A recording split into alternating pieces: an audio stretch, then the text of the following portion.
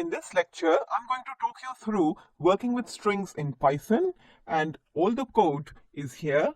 And while I'm going to talk you through all the code that I have written in here, we are also going to make things a bit interactive, and I'm also going to work on this online Python interpreter, and I have already introduced you to online Python interpreters, and they're very good for impromptu coding and for testing out code snippets. So whenever I feel that there are things that you should be thinking about before I tell you the solution, we will switch to the Python interpreter and all the code will be at your disposal.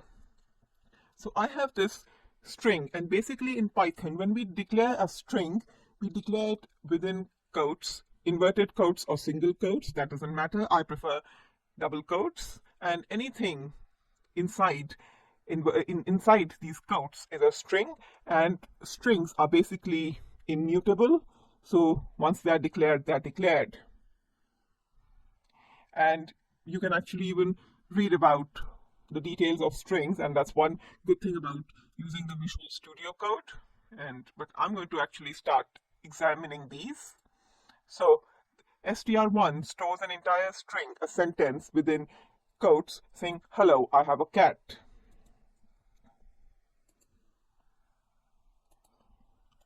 I'm going to paste it.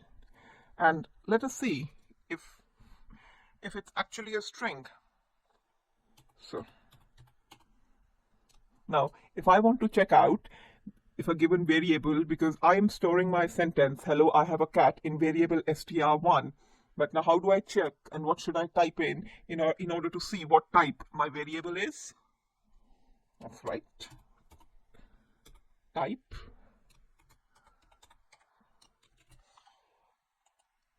Okay, and now this is class string str, and class str is an inbuilt Python class which is used to represent strings, and it has a number of functions of its own, and those are the things that we are going to cover in this lecture. And let us say I put in a number. 8 is an integer, if you recall. But if I run it here, it shows me the same thing. The class is still a string. And if I remove these quotes and run, then the class becomes an int, which is an inbuilt Python class alluding to integers. So essentially, this is the difference between integers and strings. And every time you see anything that's enclosed within double quotes, that entity becomes a string. So I'm going to copy in the two strings that I'm going to be working with. And string 3, variable str3 tells us that my cat, she has short hair. Now what happens if I want to concatenate my strings, or I want basically both of these to be combined to read one single sentence? Well, in that case, I'm going to do print str1 plus str3, and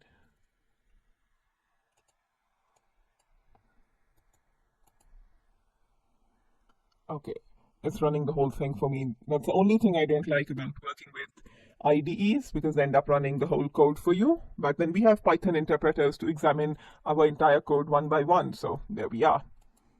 So hello, I have a cat. She is a short hair. Now what happens is that I do have spaces between hello, comma, and I, but I do not have any spaces between cat, full stop, and she. And what happens if I want spaces between my two strings? Well, what I've done over here is concatenation, and I have already written it over here that this is how we concatenate strings. So let's just see what I do now. I'm going to put a space here, single quotation, space.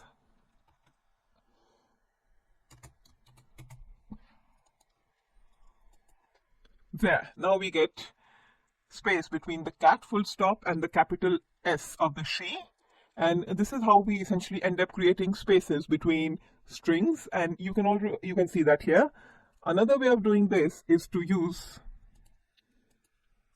join, and this is a Python inbuilt Python function join, and essentially it returns a string which is the concatenation of the strings in question and concatenation of these strings str1 and str3, or rather the strings contained within variables str1 and str3.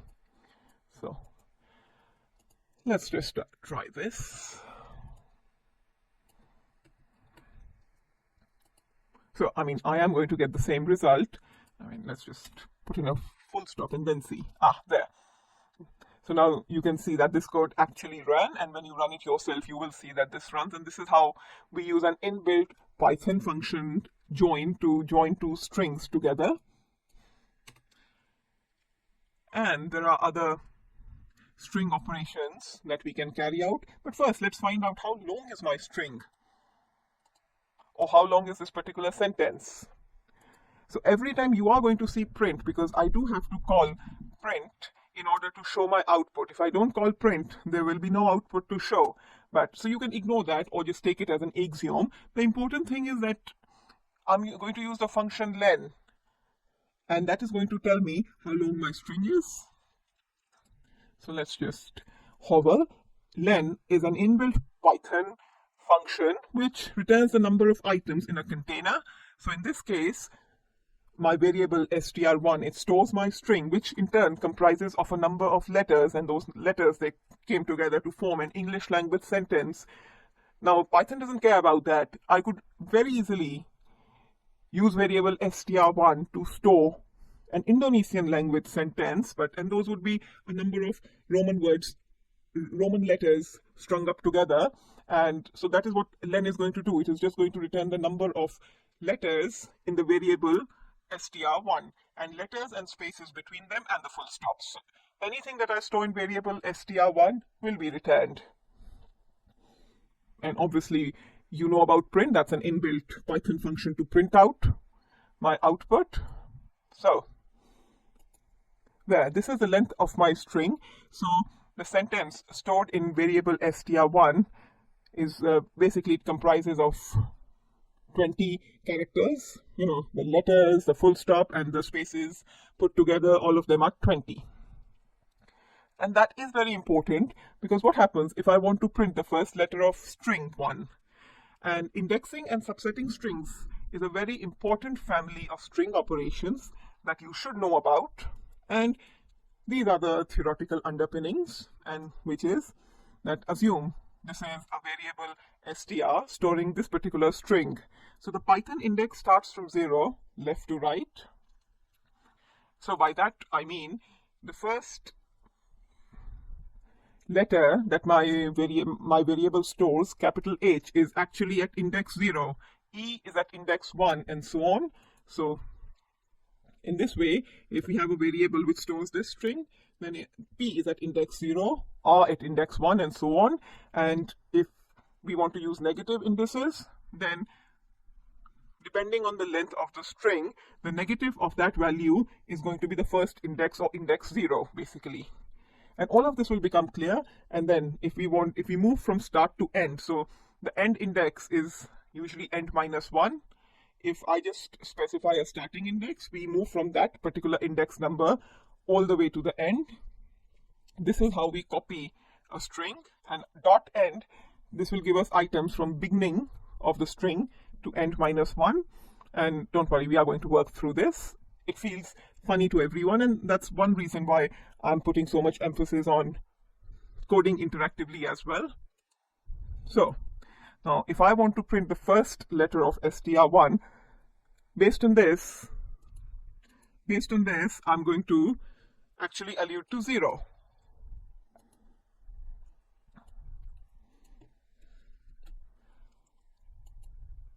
And I get the H, capital H. Actually, if you remember the previous code, the total length of this variable str1 is 20. So if I want to refer to H, I can even say minus 20, and str1 square brackets minus 20, and I get the same value. Minus 19 will give me small e, because H is at index 0 if I look at the positive indices, and index minus 20 if I look at the negative indices. going up to minus 19, minus 18, and so on. So now I want to isolate hello. How would I do that? As you see, hello, it starts at 0, H starts at 0, and the 0 ends at, the O ends at 4. Now what should I do? And I'm going to refer start to end. So my starting index will be 0 because that's where my H is. But what should be my ending index? Okay, here goes. And it's hello, so it's 0 to 5 because my 0 ends at index 4.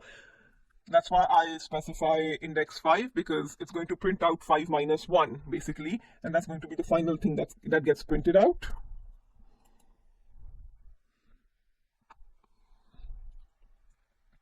So, and same, if I want to print out I have a cat, then my full stop is at index 6, the space is at index 7, and actually I can just start from here. And it's going to go all the way to the end. I have a cat, starting from here to I have a cat. And if I do this, then it gives me a hello with a period. And this is because I start from 0 and go all the way to 6, which is 7 minus 1. And this is what I had already shown you before.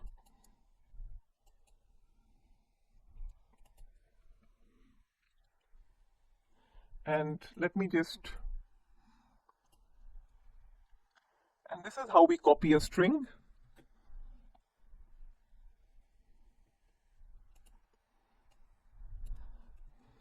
That this is the new variable I want to copy my str1 contents into. Str1 contains the string, square brackets, colon within the square brackets, and I run. Well, I won't see anything right now because I've not used the function print, which I should.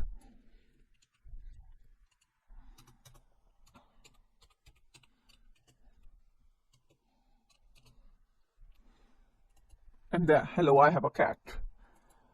And I can even convert a given set of letters into capital. And let me just run this code piece by piece to show you how. So I'm going to store my hello in another variable called hi, and you can see that. And I'm going to,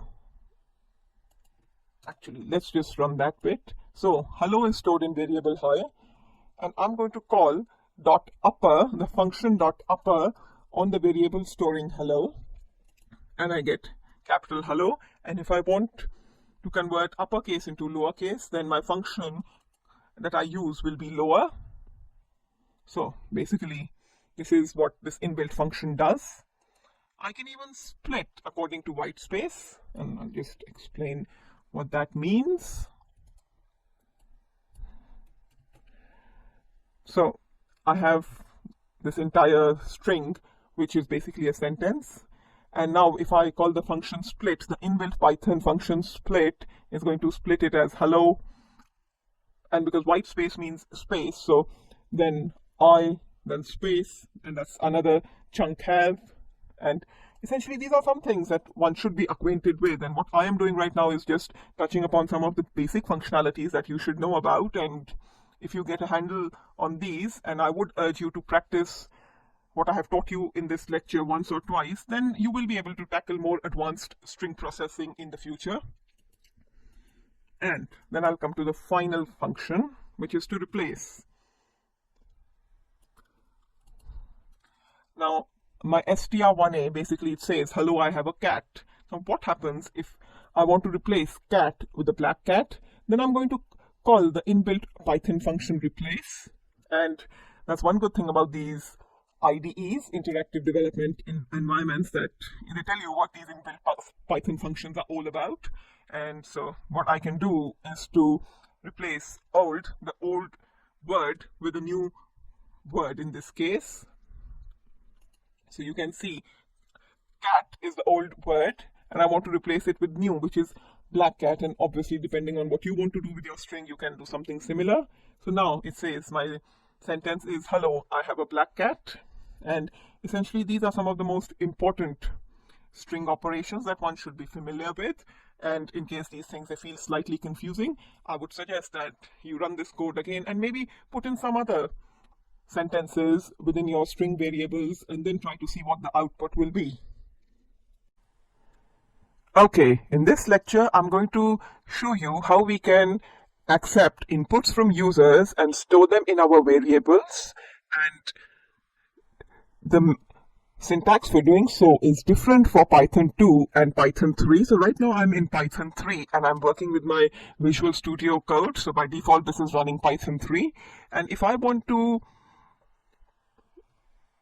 get inputs from my users to store in the variable var, then I use this particular Python keyword input. And what this does is that this is an inbuilt Python function, and it reads a string from standard input, and essentially the very same input that we put in is printed on the terminal, and I'm going to show you how. So essentially, by calling the function input, I prompt the user on the terminal to enter an input which is printed out using the function print. And so let us just run this code. So, hello, what is your name? Let's say just Joe. There. So this way, I was prompted to enter my name, and once I did Joe, this was printed out like here. So, in case of Python 2, instead of the function input, we use row_input to get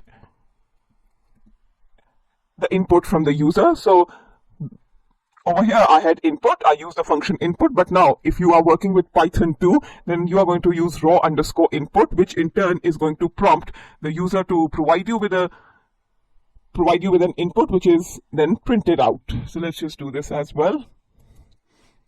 So I'm going to run this, run module. Hello, what is your name? I'm going to say. And there, this is how my name has been typed out on the in the Python shell. And first, this particular string was printed out, and I was prompted to enter my name, which I did, and thus the printing out. So this is the only difference between when we are working with Python 2 and Python 3. But actually, let us see what happens when we start working with numbers. So now, if you remember, when I put in type, essentially type, it tells me what type of, essentially the type of my variable, in this case variable 2, and we've already seen this, so I'm going to put in a number.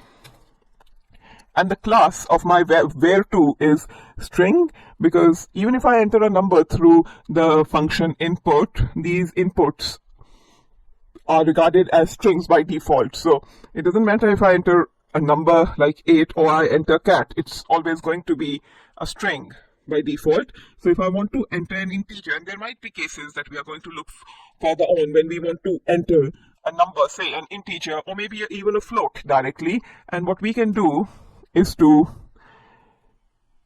call the function input, put in a number, but essentially convert our string to an integer by putting in int right in the front and enclosing it within brackets. If you recall, we did something similar in the previous lecture when we converted an integer to float. Well, the same rationale applies here, but now we are converting a string to integer by putting in int over here and the brackets here, like so.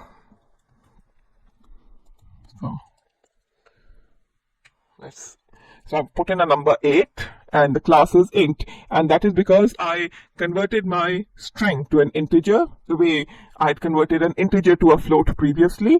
And this is how I can enter a number directly into my variable 3 and the number will be provided by the user. So far we have been discussing how the different kinds of data that the variables can store, and we've also discussed what variables are and so on. Now, over the course of the next couple of lectures, I'm going to talk more about data structures. You know, what happens when we want to store more than one number, because variable that can only take one input. You know, it can take one input, say cat, or it can store one number. But what happens if I want to store 5 numbers or 5 different species of animals? In that case, we are going to use the Python data structures, and that is what I'm going to cover further on in this section.